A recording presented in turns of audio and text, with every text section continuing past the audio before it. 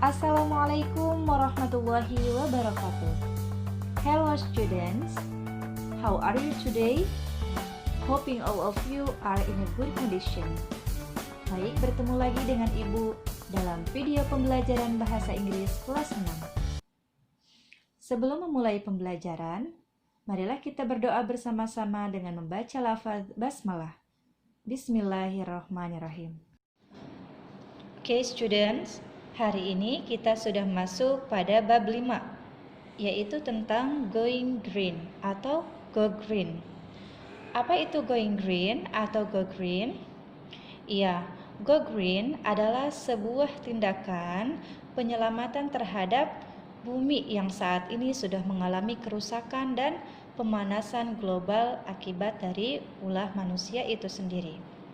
Go green juga berarti mengubah gaya hidup menjadi lebih eco-friendly atau ramah lingkungan. Go green bisa disebut pula dengan penghijauan. Menjadi lebih sadar akan lingkungan sekitar dengan mengubah gaya hidup, kita dapat mengurangi tingkat polusi dan sampah yang kita buang. Nah, tujuan dari Go Green ini yaitu untuk menyadarkan kita ya, supaya kita tetap bisa menjaga dan melestarikan alam ini, bukan merusaknya. Pada video pembelajaran kali ini, kita akan belajar tentang cara mengidentifikasi atau membedakan ya sampah organik dan sampah non-organik, dan juga belajar bagaimana menanyakan informasi mengenai langkah-langkah nyata yang dapat kita lakukan untuk go green melalui sebuah tanda atau sign. Okay, now please open your book to page 86. Look at the picture. Who do you see here? Yeah, students. So what do you see? Apa yang kalian lihat? Yeah, there are 2 dustbins and trash. Ada 2 tempat sampah dan sampah. What do we put in the dustbin? Right, we put trash into the dustbin. Kita membuang sampah ke tempat sampah. Trash means sampah. Trash artinya sampah. Here, there are 2 dustbins, right? And they are green and yellow. Warnanya hijau dan kuning. The green dustbin is for organic trash. Tempat sampah yang hijau untuk sampah organik, seperti daun-daun atau makanan. The yellow dustbin is for non-organic trash. Ya, tempat sampah yang kuning untuk sampah anorganik. Nah, apa sih sampah organik dan sampah anorganik? Ya, organic trash atau sampah organik adalah sampah yang berasal dari sisa makhluk hidup dan bisa terurai alami oleh bakteri tanpa adanya campur tangan manusia ya. Namun perlu diberikan suatu bahan kimia dalam membantu proses penguraian. Contohnya apa saja? Ya, sisa makanan, kemudian kulit daun-daunan, kulit buah-buahan, kemudian buah-buahan, sayuran, ranting, rumput, nasi, dan lain-lain. Kemudian non-organic trash atau sampah anorganik adalah sampah yang bukan berasal dari makhluk hidup dan memiliki sifat sulit membusuk atau terurai ya. Contohnya seperti kain, botol plastik, kemudian cangkir plastik, kantong plastik, kaleng, bungkus makanan ringan, spidol, pulpen, karet ya, botol kaca, styrofoam, aluminium, besi, busa, kertas, kardus, koran, majalah, alat elektronik, dan masih banyak yang lainnya. Nah, pada halaman ini juga ada beberapa pertanyaan ya. So, let's read from the first question. Where are the children? Di manakah anak-anak? Ya, they are in the school yard. Nomor 2, what is Seta doing? Apa yang dilakukan Seta? He is sweeping the trash. Dia sedang menyapu sampah. What is Nurul doing? She is picking up the trash. Apa yang dilakukan Nurul? Nurul sedang apa? Dia sedang memungut sampah. And the last question, what is Donna doing? She is throwing the trash into the dustbin. Apa yang dilakukan Donna? Donna sedang membuang sampah ke tempat sampah. Ya, keempat pertanyaan ini adalah contoh kalimat asking for information atau kalimat bagaimana cara menanyakan informasi kepada orang lain dengan menggunakan bahasa Inggris. Nah, kalimat ini menggunakan present continuous tense. Apa itu present continuous tense? Ya, present continuous tense atau present progressive tense adalah aturan pembentukan kalimat yang digunakan untuk menyatakan kegiatan yang sedang berlangsung atau rencana di masa depan. Rumusnya adalah subject plus to be is plus verb ing kata kerja ing plus complement pelengkap. Subjek di sini apa aja? Ada I, saya, you, kamu, we, kita, they, mereka, she, dia perempuan, he, dia laki-laki, dan it, benda. M ini ya, to be, M digunakan untuk subjek I, saya, pasangannya. Kemudian R digunakan untuk subjek you, we, they. Dan is digunakan untuk subjek she, he, it. Dalam present continuous tense ada beberapa bentuk kalimat, yaitu positif, negatif, interrogative yes or no question, interrogative 5W plus 1H question. Ya, jadi dalam present continuous tense itu dia memiliki beberapa bentuk kalimat. Contohnya yang positif, kalimat positif, I'm making a photo frame. Saya sedang membuat bingkai foto. Kalau negatifnya berarti tinggal ditambahkan not ya. I'm not making a photo frame. Saya sedang tidak membuat bingkai foto. Kemudian kalimat tanya untuk yes no question, to be-nya tinggal dikedepankan ya, tinggal dipindahkan ke depan. Am I making a photo frame? Apakah saya membuat bingkai foto? Nah, jawabannya untuk ini yaitu yes atau no, karena di sini yes no question ya. Kemudian yang interrogative 5W plus 1 hanya what am I making? Apa sih yang sedang saya buat? Oke, contoh berikutnya dari kalimat positif, she is drawing her mom. Dia sedang menggambar ibunya. Kalimat negatifnya tinggal ditambahkan not setelah is.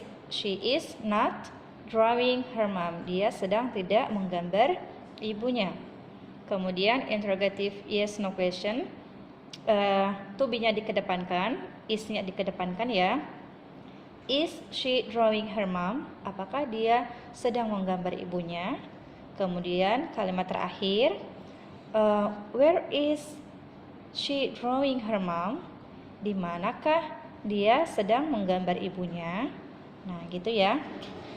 Kemudian contoh terakhir dari kalimat positif, they are playing football. Mereka sedang bermain bola.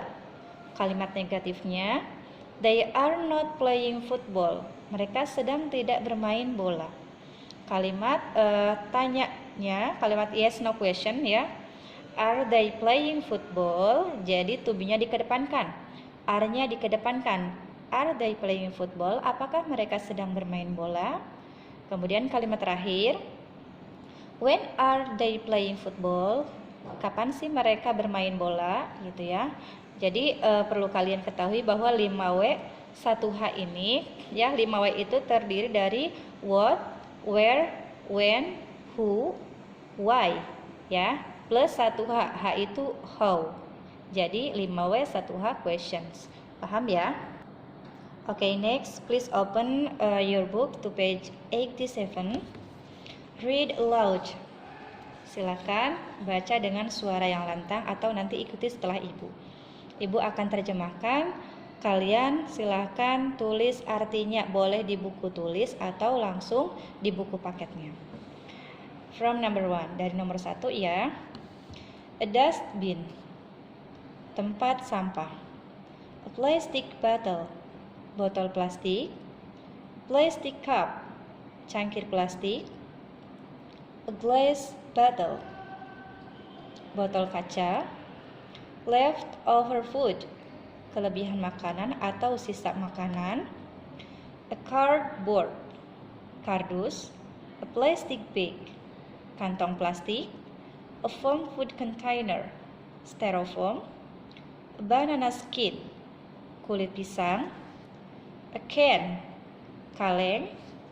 An eggshell, kulit telur. Snack wrappers, bungkus makanan ringan.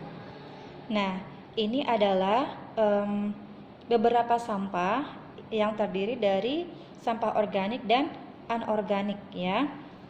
Tadi Ibu sudah jelaskan di awal ya, organik itu apa dan sampah non-organik itu apa. Sekarang silahkan kalian tarik garis halaman 88. Sampah ini termasuk ke organik atau non-organik. Di halaman 89, listen and write yes or no. Dengarkan lalu tulislah yes atau no sesuai dengan percakapan yang ada dalam rekaman. Dengarkan baik-baik rekamannya ya. Listen and write yes or no. What are you doing, Dad? I'm sorting the trash, organic and non-organic, Why are you sorting the trash? because we can make different things from trash. Really? What can we make from organic trash? We can make compost. What about non-organic trash? Can we make different things too? Sure, What can we make from this can? we can make a pencil holder. What about this plastic bottle? What can we make from this? A plastic lamp. Really? Can you show me how to make a plastic lamp from this plastic bottle? Yes, of course. When? What about this weekend? Okay, thanks, Dad. Oke, next halaman 90. Read aloud, bacalah dengan suara yang lantang. Ya, seperti tadi sama ya, Ibu akan bacakan kemudian terjemahkan. Kalian ikuti di rumah lalu tuliskan artinya ya. Boleh langsung, boleh di buku tulis ya. Nah, pada halaman ini kita akan melihat beberapa tanda ya atau signs yang pastinya memiliki makna atau arti tersendiri. Dan tanda-tanda ini adalah beberapa langkah nyata yang dapat diterapkan untuk melaksanakan Go Green ya. Nah, perhatikan di setiap tanda ada kata must ya, we must gitu ya. Dari nomor 1 sampai nomor 8 semuanya pakai we must ya. Nah, must ini adalah sesuatu yang harus dikerjakan atau mungkin mendekati wajib ya, wajib atau dikerjakan gitu, dilaksanakan. Number 1, we must recycle. Kita harus mendaur ulang. Next, we must save water. Kita harus menghemat air atau menggunakan air bersih seperlunya ya. We must keep the area clean. Kita harus menjaga kebersihan lingkungan. We must switch off the lights when not in use. Kita harus mematikan lampu ketika tidak digunakan, khususnya pada siang hari ya. We must not litter. Kita tidak boleh membuang sampah sembarangan. We must not use plastic bags. Kita tidak boleh menggunakan kantong plastik. We must not throw trash overboard. Kita tidak boleh membuang sampah keluar dari kendaraan. We must not pluck the flowers. Kita tidak boleh memetik bunga. We must not cut the trees. Kita tidak boleh menebang pohon. We must not throw the trash into the river. Kita tidak boleh membuang sampah ke sungai. Pada halaman 91, ada percakapan antara Seta dan Nurul. Nah, ini adalah contoh percakapan untuk menanyakan informasi terkait tanda atau sign kepada orang lain dengan menggunakan bahasa Inggris. Kata Seta, ya, atau Seta bertanya, "Look at the sign. What does it say?" Lihatlah tanda itu. Nah, what does it say? Nah, itu tandanya apa sih gitu kan? Karena hanya ada sebuah tanda saja gitu. Terus Nurulnya menjawab, "We mustn't cut the trees." Kita tidak boleh memotong atau menebang pohon. Terus kata Setanya, "I see." Oh gitu. Nah, itu adalah contoh percakapan atau contoh bagaimana kita menanyakan informasi kepada orang lain. Nah, di sini ada 4 tanda atau sign. Silakan kalian buat percakapannya seperti yang dicontohkan oleh Seta dan Nurul tadi ya. Baik, Ibu cukupkan untuk materi hari ini. Thanks for your attention. And the last, wassalamualaikum warahmatullahi wabarakatuh.